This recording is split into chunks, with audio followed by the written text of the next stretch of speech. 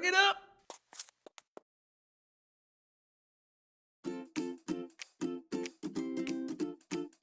We're going to click here and go either to the clip menu and choose consolidate transcode, or we can right click on this and choose consolidate transcode. I'm going to choose transcode up here. And inside here, I'm going to transcode this to the media storage drive. I'm going to go in here and say, okay, do I want to create a new sequence? Now I'm going to go here and say, what video resolution do I want to use? It asks me if I want to convert to project's frame rate or keep source frame rate.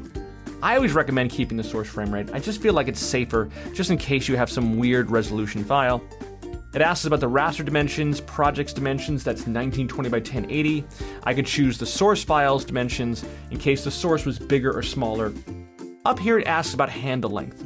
What it's going to do is going to make new copies of all of this footage. So it's going to take each of these pieces of footage. It's going to make the exact amount of B-roll 34 and the exact amount of B-roll 6 and the exact amount of B-roll 16 and all these sections. So not the entire clip, but just the section to fill in where it was needed for the sequence. Are you sure you want to be that exact? Maybe you want to add an extra 2 seconds on the end of each of these clips so they're a little bit longer.